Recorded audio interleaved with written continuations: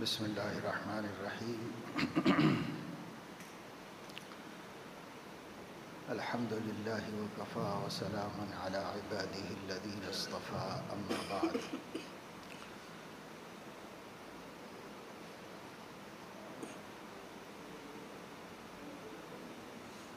قال النبی صلی اللہ تعالی علیہ وسلم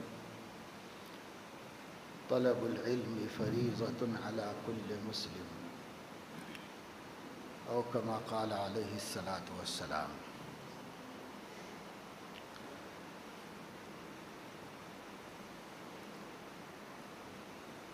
دنیا میں مذاہب بہت ہیں اور مختلف ناموں سے مختلف علاقوں میں پھیلے ہوئے ہیں۔ ہزاروں دین ہیں جن کو لوگ مانتے ہیں، اس کے مطابق عقیدہ رکھتے ہیں، اس کے مطابق چلتے اور عمل کرتے ہیں۔ لیکن آپ جانتے ہیں کہ اللہ تعالیٰ نے جب خاتم النبیین سیدنا محمد الرسول اللہ صلی اللہ علیہ وسلم پر اپنی آخری کتاب اتاری، آخری دن نازل فرمایا،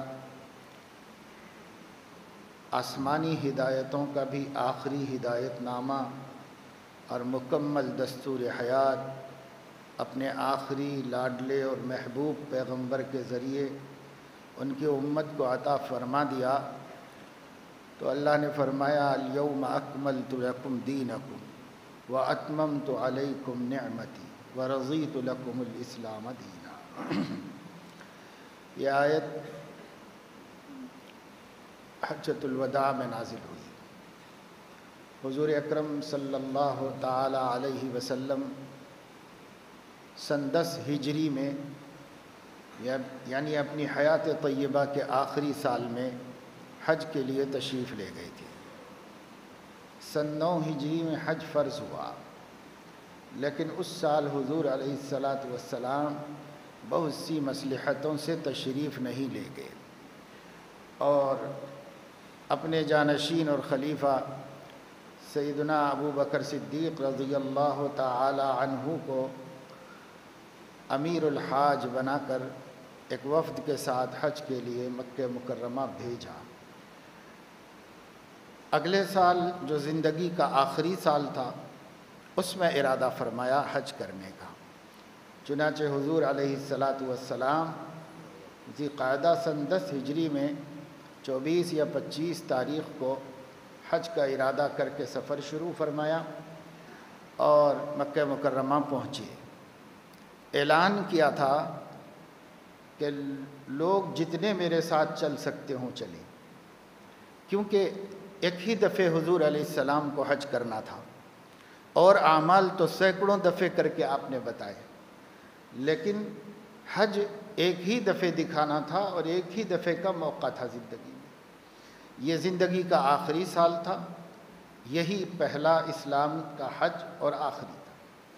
اس سے پہلے آپ نے حضرت ابو بکر کو بھیجا تھا اور حضرت ابو بکر رضی اللہ تعالیٰ عنہ نے پہلا اسلامی قافلہ حج کا لے کر مکے میں گئے تھے، لیکن تب تک مکے میں مشرکین بھی حج کرنے کے لیے آتے تھے، تو مشرکین کے آنے کی وجہ سے اسلامی حج کا مظاہرہ نہیں ہو سکتا تھا۔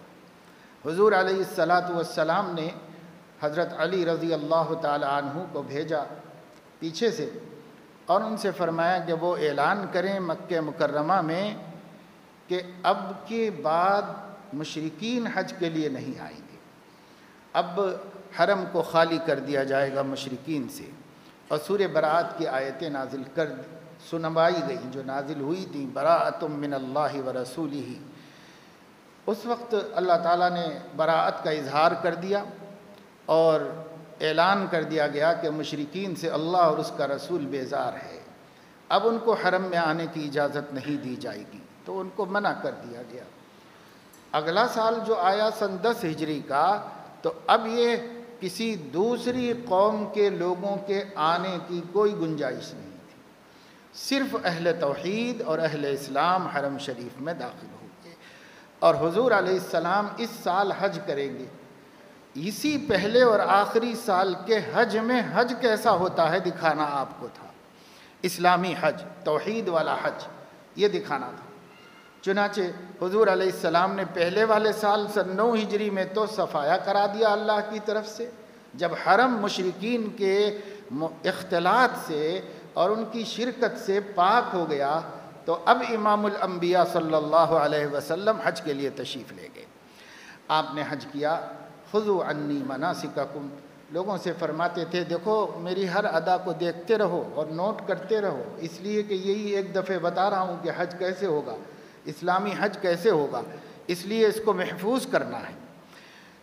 90,000 سے لے کر کے 1.25 تک صحابہ کے ہونے کی تعداد تاریخ بتاتی ہے، جو حضور علیہ السلام کے ساتھ تھی، اور اپنے زمانے کا سب سے بڑا مجمع تھا حج کا، جس میں حضور علیہ السلام نے ایک موقع کے اوپر اسلامی تعلیمات کا جوہر، اس کا عطر، اس کی روح نکال کے رکھی اور لوگوں کو صاف صاف بتایا۔ یہی نہیں کہ حج سکھایا، بلکہ اپنے پورے 23 سال کی دعوت کے خلاصے بھی جگہ جگہ بتاتے رہے۔ اور حضور علیہ السلام نے مینا میں جو خطبہ دیا ہے، دنیا اسلام کے اور اسلام کے باہر کے بھی ماہرین اسلام کا اعتراف ہے کہ پہلی دفعہ دنیا کو انسانیت کے حقوق کا منشور دیا گیا مینا میں، کہ اتنا جامع نہ اس سے پہلے کبھی دیا گیا، نہ اس کے بعد اس سے زیادہ کا تصور کیا گیا۔ جو کچھ حضور علیہ السلام نے اس موقع پہ دے دیا تھا، یہی ہیومن رائٹس اور انسانی حقوق اللہ کے نبی کا خطبہ تھا مینا میں، جو آپ نے ایک دفعہ دے دیا، جس سے پہلے کسی نے بھی انسانی حقوق پر نہیں بولا تھا، اور نہ اس کے بعد کسی نے اس سے بڑھ کے بولا ہے۔ جو کچھ بولا گیا ہے سب اس میں داخل ہے، وہ شامل ہے۔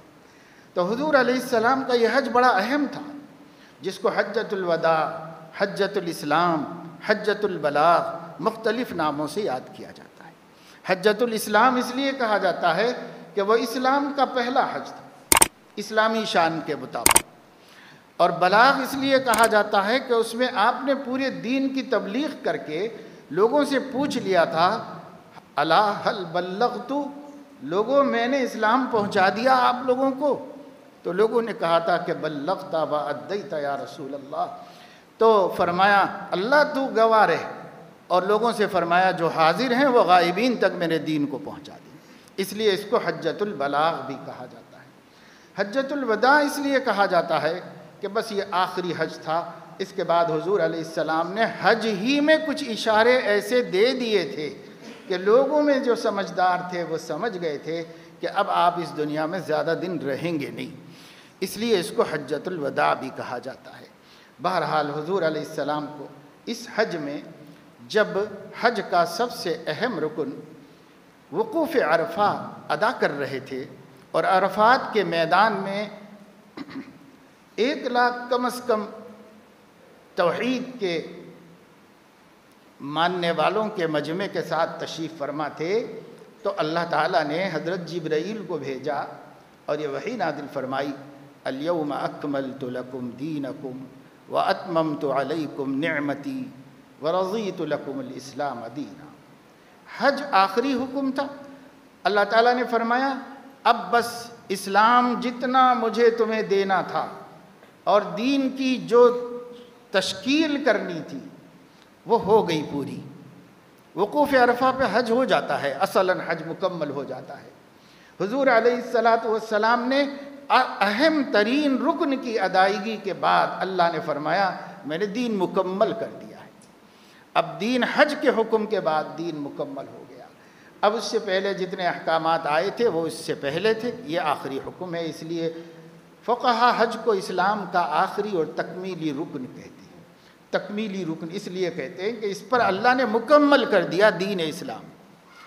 الیوم اکملت لکم دینکم، آج کے دن میں نے تمہارا دین تمہارے لیے مکمل کر دیا۔ اور دین کیا ہے؟ بہت غور کرنے کی چیز ہے ہم لوگوں کو، خصوصاً ہمارے نوجوانوں کو۔ دین کیا ہے؟ اللہ فرما رہے ہیں وَأَتْمَمْتُ عَلَيْكُمْ نِعْمَتِي، میری کامل ترین نعمت میری سب سے بڑی نعمت اور سب سے بڑا انعام اپنے بندوں کے لیے وہ دین ہے۔ اس لیے تکمیل دین کو اتمام نعمت فرمایا، الیوم اکملت لکم دینکم واتممت علیکم نعمتی۔ ہزار نعمتیں، لاکھ نعمتیں، کروڑ نعمتیں ہیں اللہ کی، لیکن جو سب سے بڑی نعمت ہے وہ اس کا دین ہے۔ افسوس کہ ہم نے ہر نعمت کو نعمت سمجھا لیکن اس کے دین کو نعمت نہیں سمجھا۔ معمولی اپنی جوتی کو، اپنی کتاب کو، اپنے قلم کو، اپنے چشمے کو، اپنے موزوں کو تک نعمت سمجھا، اپنے گھر کو نعمت سمجھا، اپنی روزی کو نعمت سمجھا۔ بے شک یہ نعمتیں ہیں، ہر چھوٹی سی چھوٹی چیز نعمت ہے۔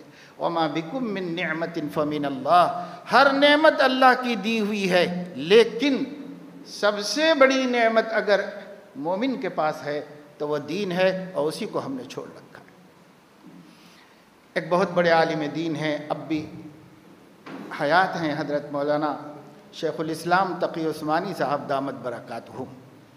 پوری دنیا میں ان کے علم کو مانا جاتا ہے۔ دنیا کی تقریباً بڑی بڑی علمی، دینی، اسلامی تنظیموں کے ممبر ہیں، اور اسلامک بینکنگ کے تو ساری دنیا کے اندر ممبر ہیں۔ حضرت نے فرمایا کہ میرے پاس ایک صاحب آئے، اچھے گھرانے کے تھے، رئیس آدمی تھے، اپنے نوجوان بیٹے کو ساتھ میں لائے تھے۔ انہوں نے ملاقات کرائی مجلس ختم ہونے کے بعد کہ حضرت یہ میرا بیٹا ہے اور یہ امریکہ میں رہتا ہے اور یہ فلاں فلاں تعلیم حاصل کیا ہوا ہے، اور اس کو ماہانہ اتنے لاکھ روپے تنخواہ ملتی ہے، بہت ذہین ہے اور بہت اخلاق والا ہے اور سب ہے۔ یہ اس کی بہت سی خوبیاں انہوں نے بیان کی، اس کی تعریف کی، اس کی دنیا کی، اس کے مال کی، اس کی ذہانت کی، اس کی ڈگری کی، اس کی کمائی کی، اور ماں باپ کے ساتھ اس کے اچھے سلوک کی، سب چیزوں کا کہا۔ کہ اس کے بعد انہوں نے کہا مگر حضرت ایک تھوڑی سی کمی ہے اس کے اندر، وہ یہ کہ دین کی طرف اس کا رجحان نہیں۔ یہ انہوں نے اخیر میں معمولی بات سمجھ کر حضرت کے سامنے بیان کی۔ تو حضرت نے فرمایا کہ تعجب ہے، آپ کی بات، آپ نے جو بات کی ہے آپ کے بچے کی، بہرحال اس کی خوبیوں کی میں بھی تعریف کرتا ہوں، لیکن آپ نے جو بات بیان کی ہے اس کے لیے مجھے ایک مثال یاد آ گئی، اور وہ مثال یہ ہے کہ ایک آدمی بیمار ہوا اور وہ بستر پہ پڑا ہوا تھا۔ حکیم صاحب کو بلایا گیا، ڈاکٹر کو، حکیم کو۔ اس نے آیا، آنے کے بعد اس نے سب چیک کیا، دیکھا، اور اس کے بعد کہنے لگا کہ ماشاءاللہ آپ کا بچہ بالکل اچھا ہے، صحت مند ہے، خوبصورت ہے، اس کے بال بھی بہت عمدہ ہیں، اور اس کے ہاتھ پیر بھی بہت سڈول ہیں، اس کا چہرہ بھی بہت خوبصورت ہے، اور یہ ساری اس کی تعریفیں کرنے کے بعد کہا بس ایک کمی ہے، وہ یہ ہے کہ اس کی روح نکل گئی۔ تو فرمایا کہ یہ جو مثال ہے ٹھیک وہی مثال آپ اپنے بچے کی اس وقت میرے سامنے رکھ رہے ہیں۔ جب دین نہیں ہے تو کیا باقی ہے اس کے پاس؟ ساری دنیا ہو، بادشاہت ہو، تو کیا ہے؟ اگر دین نہیں ہے تو پھر کیا ہے؟ تو میرے دوستو، دین کتنی بڑی چیز ہے۔ اللہ فرما رہے ہیں الیوم اکملت لکم دینکم، آج میں نے تمہارا دین مکمل کیا۔ تو اس کا مطلب کیا ہوا؟ اتممت علیکم نعمتی، میں نے جتنی نعمتیں تمہیں دینی چاہی سب سے بڑی نعمت تم کو دے دی، اپنی نعمت تم پر مکمل کر دی اسلام دے کر۔ اور اسلام سے پہلے تمہارے اوپر نعمتیں تھیں مگر کامل نعمت تمہارے پاس نہیں تھی، کامل نعمت اسلام ہے۔ یہ ہے دین کا مقام، اور یہ مقام اپنی اولاد کو سکھانا ہے کہ دین کیا ہے، سب سے بڑی چیز ہے۔ ورنہ وہی غلطی ہر وہ باپ کرے گا جو اس شخص نے کیا کہ سب کچھ اپنے بچے کا اچھا ہے، بس اتنی سی کمزوری ہے کہ دین کی طرف رجحان نہیں۔ یہ کیا اتنی سی ہے؟ یہ نہیں ہے تو روح نہیں ہے، زندگی بیکار ہے، جینا ہمارے لیے نحوست ہے اور تف ہے اور افسوس ہے اس حیات پر جس میں صحت بھی ہو اور قوت بھی ہو اور طاقت بھی ہو اور مال بھی ہو اور تعلیم بھی ہو اور عزت بھی ہو، شہرت بھی ہو، حکومت بھی ہو، لیکن دین نہیں ہو تو اس زندگی پہ دف ہے، لعنت ہے اس زندگی کو۔ کیا زندگی ہے؟ لیکن آج مسلمان اسی زندگی پر فخر کر رہا ہے اور دین کے نہ ہونے کو معمولی بات سمجھ رہا ہے، معمولی بات۔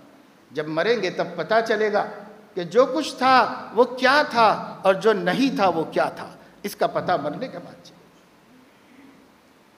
افسوس یہودیوں کو تو سمجھ میں آیا لیکن ہماری سمجھ میں نہیں آیا۔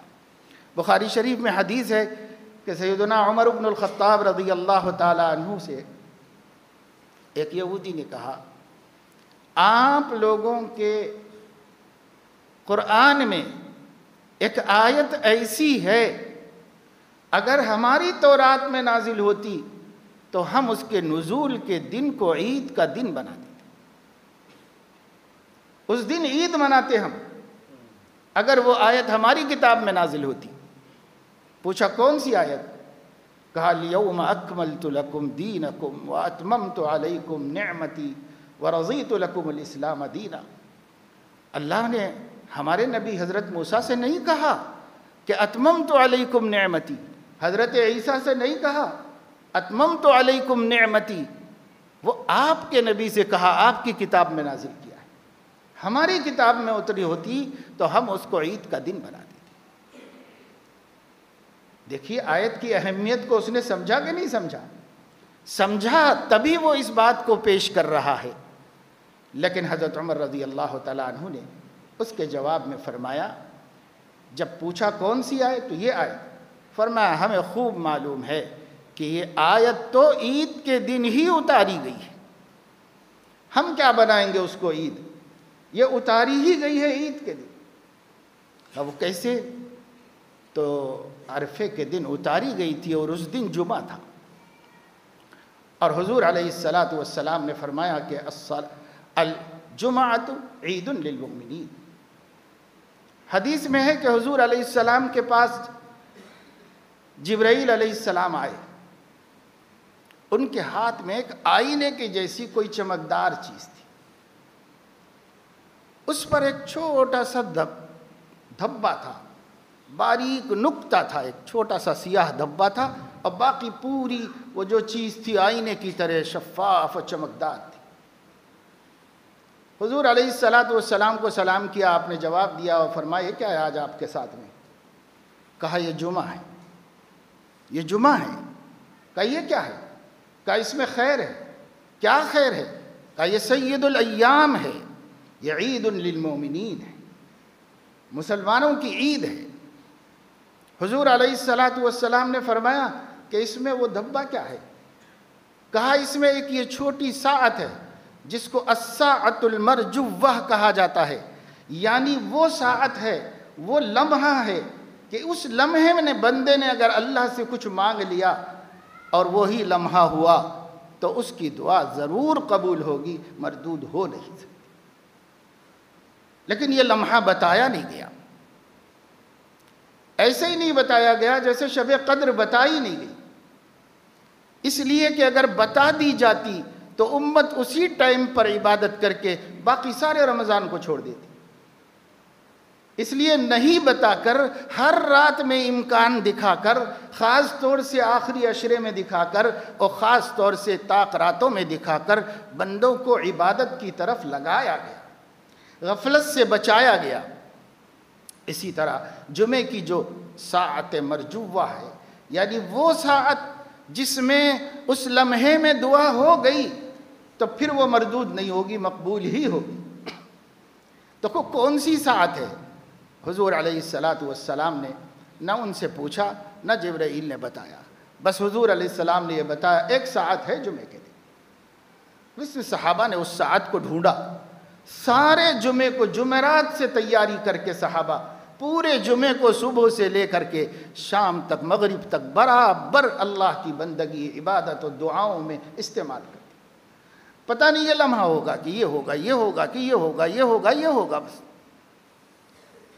اور شارحین حدیث نے صحابہ سے، تابعین سے ان کے تجربات بہت سارے نقل کیے ہیں جو بے شمار ہیں۔ اس سے بھی پتہ چلتا ہے کہ کوئی بھی ساعت ہو سکتی۔ البتہ صحابہ کرام میں جو لوگ صاحب علم تھے ان کا غالب گمان یہ ہے کہ وہ چھوٹا سا لمحہ، تھوڑا سا وقت عصر کے بعد سے لے کر آفتاب غروب ہونے سے پہلے تک کسی وقت بھی ہو سکتا ہے۔ تو کم سے کم مسلمان عصر کی نماز کے بعد غروب آفتاب تک، یا کم سے کم جمعے کے دن مغرب کی نماز کے لیے 15-20 منٹ پہلے سے آ کر کے دعا میں مشغول ہو، کہ شاید کوئی لمحہ ہوگا جس لمحے میں اللہ پاک ہماری جانب خاص توجہ فرمائیں گے، تو کر سکتے ہیں۔ فضائل بیان کرنے کا مقصد امت کو عمل پہ لانا ہے۔ فضائل بیان کرنے کا مقصد یہ نہیں ہے کہ بیان کرتے جاؤ، سنتے جاؤ اور عمل کوئی نہ کرو، یہ نہیں ہے۔ فضائل بیان کرنے کا مقصد اس عمل پر امت کو ڈالنا ہے۔ تو ہم اتنا تو کر سکتے ہیں کہ بھئی جو غالب گمان ہے امت کے اکثر صحابہ علماء کا خیال ہے کہ بالکل غروب آفتاب سے کچھ پہلے کے لمحات میں کوئی لمحہ ہو سکتا ہے، تو ہم اس کو اختیار کریں اور اس سے آگے بڑھ کر کے پورے جمعے کو اختیار کریں۔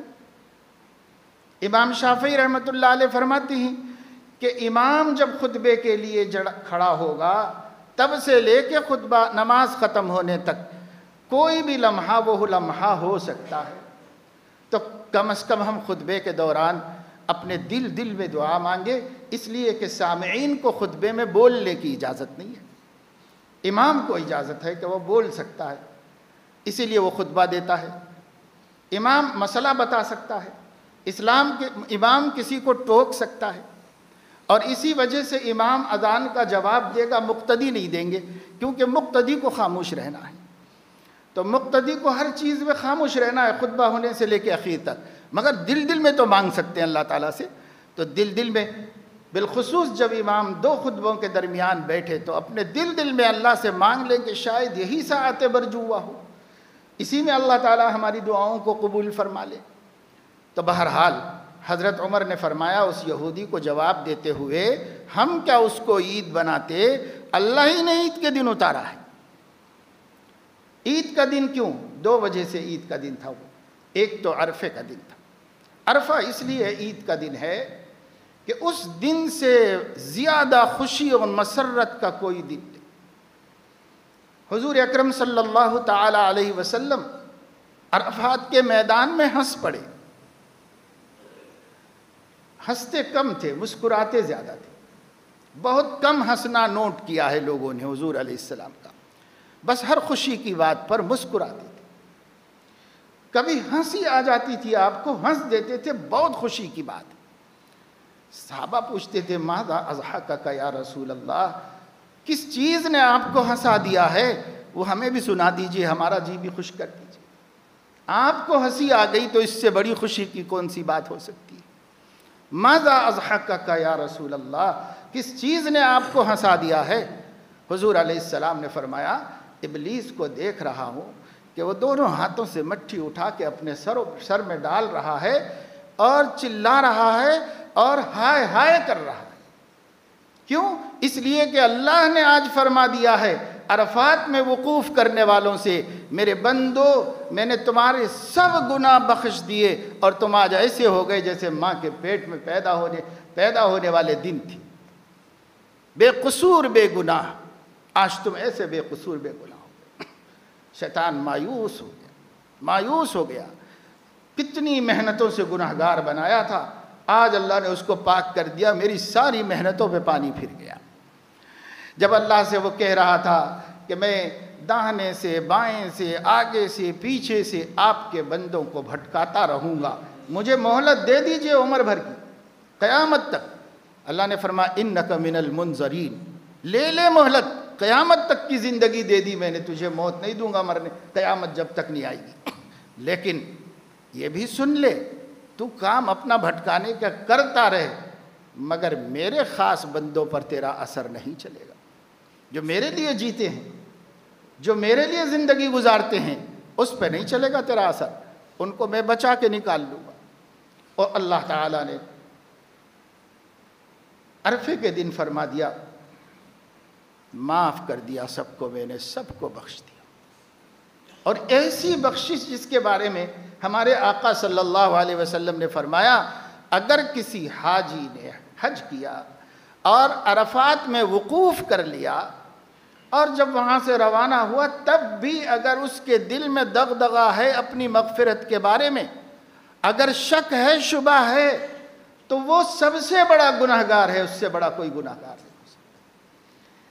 اس کو معافی کے یقین کے ساتھ وہاں سے لوٹنا چاہیے۔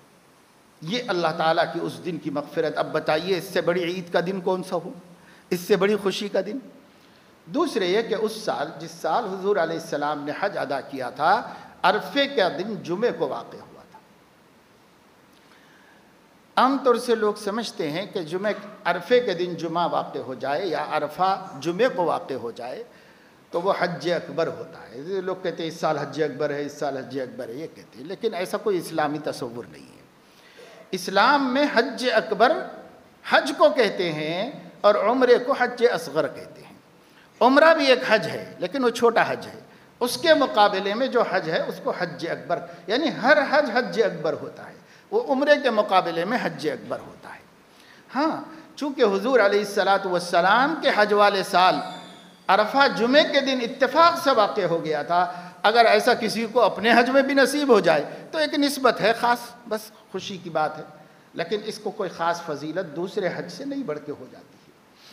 بہرحال اب یہ آیت ہے، میں نے آپ کو یہ آیت سنائی اس لیے سنائی کہ اس آیت میں اللہ نے بتایا کہ یہ دین کامل ہے. اس سے پہلے کوئی دین کامل نہیں تھا. اللہ تعالیٰ نے ان لوگوں کو اتنا ہی مناسب سمجھ کر اتنا ہی دین تھا، ان کی کامیابی اتنے ہی دین پر چلنے میں تھی، اور اسی میں ان کی مغفرت ہے، نجات ہے، درجات ہیں، سب کچھ ہے جتنا ان کے نبی کے ذریعے ان کو دے دیا گیا. لیکن کامل اللہ تعالیٰ نے اگر شریعت کسی کو دی ہے، دین کسی کو دیا ہے، قانون اور ضابطۂ حیات اور دستور زندگی اللہ نے کسی کو دیا ہے تو وہ سیدنا محمد الرسول اللہ صلی اللہ علیہ وسلم. اور کسی نبی کے زندگی کے آخر میں یہ نہیں فرمایا کہ میں نے دین مکمل کر دیا. ہماری نبی کی زندگی کے آخر میں فرمایا آج میں نے دین مکمل کر دیا، میرا من جیسا چاہتا ہے ویسا دین میں نے اپنے بندوں کو دے دیا. اللہ کو جو پسند ہے وہ اللہ نے بندوں کو دے دیا. یہ سب سے پسندیدہ زندگی ہے. پیارے آقا کے صدقے میں ہم گناہگاروں کو ملی ہے، ہم امتیوں کو ملی ہے. ہمارا کیا کمال ہے؟ ہمارے نبی کے طفیل ہم کو ملی ہے. ہماری نسبت سے ان کا کمال نہیں ہے، ان کی نسبت سے ہم لوگوں کا کمال ہے کہ ہم اس آخری نبی کے امتی اور آخری امت ہے. سب نبیوں نے تعریف کی، اپنے اوپر اللہ تعالیٰ کے احسانات کی. معراج کی شب میں جب بیت المقدس میں حضور علیہ السلام کے استقبال میں ایک چھوٹی سی تقریب منعقد کی گئی تھی. جبرائیل علیہ السلام موجود تھے، حضور علیہ السلام تھے، اولو العزم پیغمبر بھی اسٹیج پر آئے اور تمام انبیاء 1,24,000 حاضر ہوئے. اولو العزم پیغمبروں کو تھوڑا تھوڑا کچھ اظہار خیال کا موقع دیا گیا اس اسٹیج پر.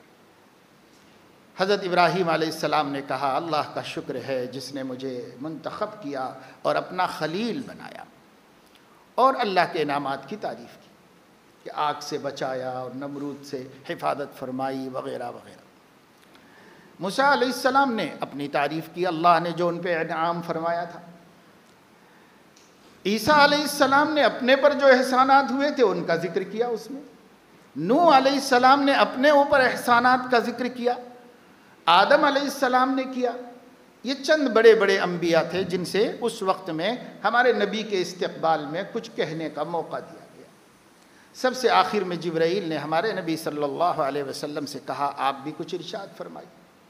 حضور علیہ السلام نے فرمایا اس اللہ کا شکر ادا کرتا ہوں جس نے مجھے خاتم النبیین بنایا، اپنا محبوب بنایا، رحمت للعالمین بنایا، اور میری امت کو خیر امت بنایا.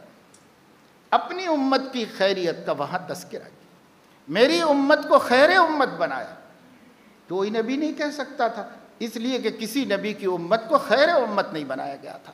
خیر امت اس نبی کی امت کو، خیر الانبیاء کی امت کو خیر الامم بنایا گیا، سب سے بہترین امت بنایا گیا. بہترین امت کس وجہ سے ہے؟ اخرجت للناس یأمرون بالمعروف وینہون عن المنکر، تأمرون بالمعروف وتنہون عن المنکر. اس وجہ سے یہ خیر امت بنائی، کیونکہ یہ امت صرف اپنی آخرت بنانے کی فکر نہیں کرتی، اللہ کے بندوں کی عاقبت درست کرنے کی فکر بھی کرتی ہے. اس لیے اچھی باتوں کی دعوت دیتی ہے اور بری باتوں سے منع کرتی ہے اور روکتی ہے ایک دوسرے کو. اس وجہ سے یہ خیر امت ہے. صرف اس نبی کی امت ہونے کی وجہ سے نہیں، بلکہ خیریت کا سبب بھی قرآن میں بتا دیا گیا. اس وجہ سے اگر ہم کرتے ہیں یہ کام کہ اپنے آپ کو، اپنے گھر والوں کو، اپنے پڑوس کو، اپنے تعلقات والوں کو، کم سے کم ان لوگوں کو جو ہمارے ماتحت ہیں اور جن پر ہماری چلتی ہے، امر بالمعروف نہی عن المنکر کرتے ہیں، تب تو ہم خیر امت ہیں. نہیں تو خیریت تو اسی وجہ سے ہمیں دی گئی ہے. وہی نہیں کرتے تو پھر کیسے خیر امت ہوں گے؟ خیر امت اس وجہ سے. حضور نے اس پر فخر کیا انبیاء کے سامنے، 1,24,000 انبیاء کے سامنے. پھر اوپر گئے، جب عرش پر پہنچے تو اللہ رب العزت نے کہ اللہ تعالیٰ کو حضور علیہ السلام نے نیاز عبدیت پیش کیا. چھوٹا بڑے کے سامنے جاتا ہے تو نیاز مندی کے کلمات کہتا ہے.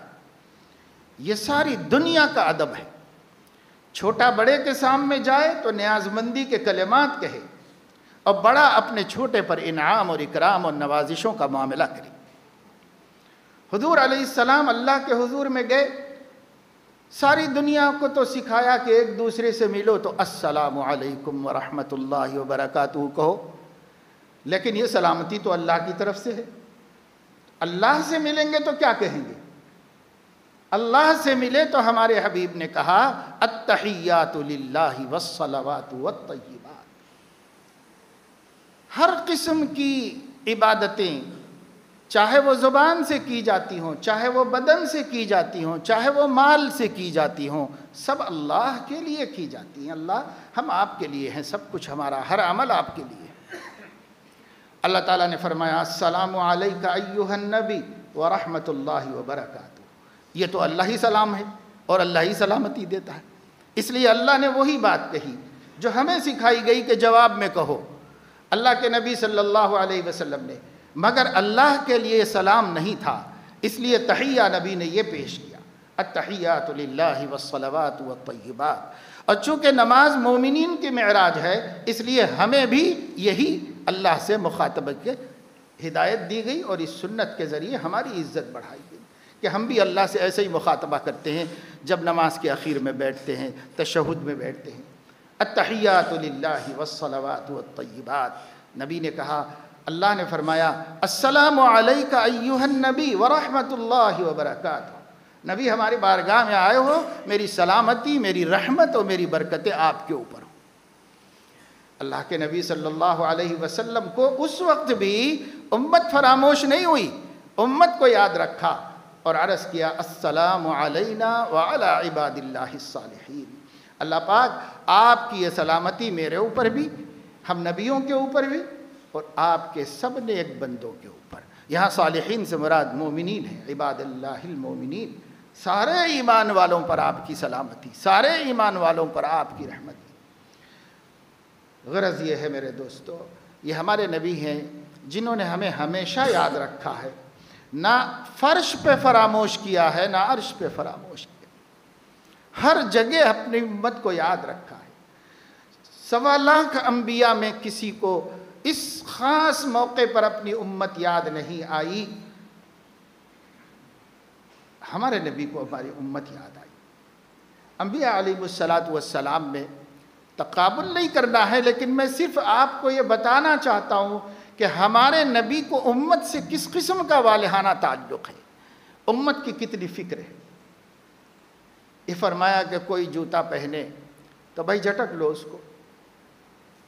اس لیے فرمایا کہ ایک دفعہ آپ نے موزہ پہننا چاہا تھا تو ایک چیل نے جھپٹ کے اٹھا کے لے جا کر اوپر سے پلٹا تو اس کے اندر سانپ کا بچہ تھا، وہ گر گیا. آپ کے ذہن میں آیا کہ اپنی امت میں کہیں کوئی ایسی غفلت نہ کرے اور کہیں میری امت کو کوئی کیڑا ڈس نہ دے، کوئی تکلیف نہ پہنچ جائے. ایک ماں جتنا سوچ سکتی ہے اپنی اولاد کے بارے میں تکلیف سے بچانے کا، اس سے کہیں زیادہ ہمارے نبی صلی اللہ علیہ وسلم نے ہمیں دنیاوی تکلیفوں سے بچانے کا سوچا ہے. آخرت کی تو بہت بڑی بات ہے، دنیا کی تکلیفوں سے. کوئی آدمی اپنے گھر کی اس چھت پر نہ سوئے جس کے منڈیر نہ ہو، بالکونی نہ ہو، ایسے پہ نہ سوئے۔ کیوں فرمایا؟ مبادا نیند میں تم گر جاؤ اور ہڈی پسلی ٹوٹ جائے۔ تو کیا ان کا کام تھا؟ کیا وہ نبوت ہے کہ ہمیں سکھانا؟ وہ نبوت نہیں، لیکن نبی کی شفقت ہے اپنی امت کے اوپر۔ وہ سکھا رہے کہ ایسے ایسے کام مت کرو، ہر مشقت کے کام سے بچایا۔ یہاں تک فرمایا میرا جی یہ چاہتا ہے کہ ہر وضو یا ہر نماز کے لیے مسواک کو لازم کر دوں، لیکن امت کو مشقت ہو جائے، امت کو مشقت ہو جائے، اس لیے حضور علیہ السلام نے لازم نہیں کیا، سنت رکھا، سنت بتایا۔ حضور علیہ السلام نے فرمایا، ایک آدمی نے کہا کہ کیا رسول اللہ کیا ہر سال حج فرض ہے؟ خاموشی اختیار کر، لیکن جب حکم ایک سال زندگی میں ایک دفعے کے لیے مکمل ہو گیا تو بعد میں فرمایا دیکھو مجھ سے غیر ضروری سوالات مت کیا کرو۔ اگر میں ہاں کہہ دیتا نا اس وقت تمہارے سوال کے جواب میں تو اللہ کو بھی یہ عمل پسند ہے، نبی کو بھی پسند ہے، تم لوگ بھی بہت پسند کرتے ہو۔ اگر میں ہاں کہہ دیتا اور اللہ ہر سال فرض کر دیتے تو تم تو کر لیتے، لیکن بعد میں آنے والے لوگوں کے لیے یہ مشقت کا سبب ہو جاتا۔ کیسے کرتے؟ دنیا بھر سے لوگ کیسے آتے ہر سال اور کیسے حج ادا کرتے؟ اس لیے مشقت کی وجہ سے حضور نے روک دیا۔ خلاصہ یہ ہے کہ ہمارے نبی کے بارے میں قرآن مجید میں اللہ تعالیٰ نے فرمایا لَقَدْ جَاءَكُمْ رَسُولٌ مِّنْ أَنفُسِكُمْ عَزِيزٌ عَلَيْهِ مَا أَنِتُّمْ عَزِيزٌ عَلَيْهِ مَا أَنِتُّمْ، بہت شاق ہے ان کے لیے تمہارا مشقت میں پڑنا، ان کو نہیں گوارا ہے تمہارا مصیبت میں پڑنا، مشقت میں پڑنا، تکلیف میں پڑنا۔ حریصٌ علیکم بالمؤمنین، اور ان کے دل کی امنگ یہ ہے کہ ساری انسانیت ایماندار ہو جائے اور جہنم کے عذاب سے بچ جائے۔ رؤوف رحیم، بڑے مہربان ہیں، بڑے نرم دل ہیں۔ یہ حضور علیہ السلام کی شان بیان کی گئی ہے اور وہ ہمارے سامنے۔ تو حضور صلی اللہ تعالی علیہ وسلم نے بہرحال امت کے لیے اس آیت کے نزول کے بعد یہ خوشی کا اظہار فرمایا، سب صحابہ کرام کو سنایا۔ قرآن میں یہ آیت موجود ہے، ہم پڑھتے سنتے ہیں، لیکن ہم نے اس کو بڑی نعمت نہیں سمجھا۔ بڑی نعمت یہودیوں کو سمجھ میں آیا، کاش ہماری کتاب میں اترتی ہوتی تو ہم قدر کر کے بتاتے، کرتے نہ کرتے وہ الگ بات ہے، لیکن مسلمانوں کو تانا دینے کے لیے ہی صحیح یہودیوں نے کہا، اور حضرت عمر نے رد کر دیا اور اس کے تانے کو مسترد کر دیا اور کہا کہ ہم کیا بناتے جی، عید اللہ نے ہی عید کے دن اتارا ہے، اور وہ ہمیشہ جمعے کا دن مومنین کی عید کا دن ہے، اور یہ آیت اسی دن نازل ہوئی ہے۔ ہم ہر سال ہر ہفتہ جمعے کے دن خوشی مناتے ہیں۔ خوشی منانے کا سبب ایک یہ بھی ہے کہ یہ سید الایام ہے اور یہ اللہ کے نزدیک سب سے محبوب دن ہے، اور ایک سبب یہ بھی ہے کہ اس دن اللہ نے ہمارے دین کو ہمارے لیے مکمل کر دیا ہے، اس وجہ سے بھی ہم مناتے ہیں۔ تو اس وجہ سے ہمیں چاہیے کہ اس دین کی اہمیت کو سمجھیں، قدر کو سمجھیں، اور اپنی اولاد کو بار بار سمجھائیں کہ بیٹا ساری دنیا مل جائے تو کوئی وقت نہیں ہے اس کی، اللہ کی نظر میں مچھر کے پر کے برابر بھی نہیں ہے، تو کیا اس پہ فخر کرے گا اور کیا ہم اس پر غرور کریں گے؟ جو مچھر کے پر کے برابر بھی وقت نہ رکھتا ہو، وہ کیا غرور کرنے کا سبب ہے؟ وہ ڈگری ہو کہ وہ سند ہو کہ وہ علم ہو کہ وہ نوکری ہو اور وہ پیسہ ہو اور دولت ہو، جائیداد ہو اور جاگیریں ہوں اور مکانات ہوں اور کاروبار ہوں، چاہے کچھ بھی ہو، دنیا کی نسبت سے جو کچھ بھی ہے، بے شک اگر وہ حلال ہے تو اللہ کی نعمت ہے، قابل شکر ہے، قابل قدر ہے، لیکن اس کی کوئی حیثیت نہیں ہے دین کی نعمت کے مقابلے میں۔ سب سے قیمتی اگر کوئی دولت ہے تو وہ دین ہے، سب سے بڑی عزت ہے تو دینداری کی عزت ہے، سب سے بڑا کوئی مقام ہے تو دین کا مقام ہے، سب سے بڑا کوئی اقتدار اور کوئی کرسی ہے تو وہ دین کی ہے، اور سب سے بڑی کوئی شہرت ہے تو وہ دین کی ہے، اور دین سے بڑی کوئی چیز اللہ نے نہیں اتاری اس دنیا میں، کوئی چیز نہیں اتاری۔ اس لیے اس دین کا عظیم ہونا دلوں میں بٹھانا ہوگا. اس دلوں کا عظیم ہونا اپنی بیٹیوں کے دل میں، اپنے بیٹوں کے دل میں بچپن سے پیدا کرو، تاکہ وہ جب باشعور ہوں اور انہیں پتہ چلے کہ یہ چیز دین میں ہے، پردہ دین میں ہے، لباس کا صحیح ہونا دین میں ہے، ایک دوسرے کی عزت کرنا دین میں ہے، ماں باپ کی خدمت کرنا دین میں ہے، اخلاق کے ساتھ رہنا دین میں ہے، 5 وقتہ نمازیں پڑھنا دین میں ہے. جب ان کو پتہ چلے گا یہ دین میں ہے، یہ دین میں ہے، دین میں، چونکہ دین ان کے دل میں عظمت کے ساتھ بیٹھا ہوا ہے، تو جو دین میں ہوگا اسے وہ نہیں چھوڑیں گے، اور جو دین میں ہوگا اس سے وہ علیحدہ نہیں ہوں گے. ان کو تکلیف ہوگی، یہ دین ہے، یہ ہماری سب سے بڑی دولت، اور اس کو چھوڑ دوں میں. ان کو سمجھتا ہم نے تو ان کو پیسے کی عزت سکھائی، دولت کی عزت سکھائی، ڈگری کی عظمت بتائی، ہر چیز کی عظمت بتائی، دین کی عظمت نہیں بتائی اپنے بچوں کو. بہت سے ماں باپ تو اللہ انہیں ہدایت و توفیق دے، ان کا حال یہ ہے کہ بچوں کو دین اس لیے قصداً نہیں بتاتے کہ بچوں میں دین کا رجحان ہو جائے گا، اور جماعت سے نماز پڑھنے کا شوق ہو جائے گا، اور یہ ہو جائے گا، تلاوت کا شوق ہو جائے گا، ذکر کا شوق. بچوں کو اگر یہ شوق ہو جائے گا تو یہ اچھا نہیں پڑھیں گے، اچھا نہیں پڑھیں گے تو بڑے آدمی نہیں بنیں گے. اس لیے قصداً ماں باپ بچوں کو دین نہیں بتاتے کہ دین کیا ہے اور دین کی عظمت کیا ہے، قصداً نہیں بتاتے. میں جانتا ہوں شخصی طور پر ایسے ماں باپ کو بھی جو جان بوجھ کر بچوں کو روکتے اور یہ کہتے ہیں کہ وہاں پڑھ لے نماز، مسجد جانے کی کوئی ضرورت نہیں، قصداً روکتے، جن کے دلوں میں خود اسلام کی اتنی عظمت نہیں ہے، دین کی عظمت نہیں ہے. وہ اپنی اولاد کو کیا دین کی عظمت سکھائیں گے اور کیا ان کے پاس ہو. اس لیے میرے دوستو بہت اہم بات ہے کہ ہم دین کو سمجھیں کہ دین ہے کیا اور دین کا مقام کیا ہے. وہ نہیں ہے تو کچھ بھی نہیں ہے، وہ ہے تو سب کچھ ہے. اس لیے اس کی طرف توجہ دینا چاہیے، دھیان دینا چاہیے، اہمیت دینا چاہیے، اور اس کو اتنا چرچا کرنا چاہیے کہ ہمارے گھر میں پلنے والے ہر چھوٹے بڑے کے ذہن میں بیٹھ جائے کہ اگر کوئی چیز دین ہے تو اسے چھوڑا نہیں جا سکتا. دین ہے تو اس کی عزت ہے، اس کی عظمت ہے. اس کا فائدہ یہ ہوگا کہ جتنا عمل کر سکیں گے کر لیں گے، اور جو نہیں کر سکیں گے اس پر نادم رہیں گے. اب تو گناہ کر کے فخر کر رہے ہیں، اللہ کی نافرمانی کر کے شان سے بیان کرتے پھر رہے ہیں. اگر دین کی عظمت ہمارے دل میں آئے گی تو کم سے کم شرمندہ تو رہیں گے کہ مجھے یہ نہیں کرنا چاہیے تھا، میں نے ایسا کیا. یہ بھی بڑی بندگی ہے اور یہ بھی اللہ کے نزدیک قدر کی چیز ہے. اللہ تعالی ہمیں اس کی توفیق نصیب فرمایا. آمین. وآخر دعوانا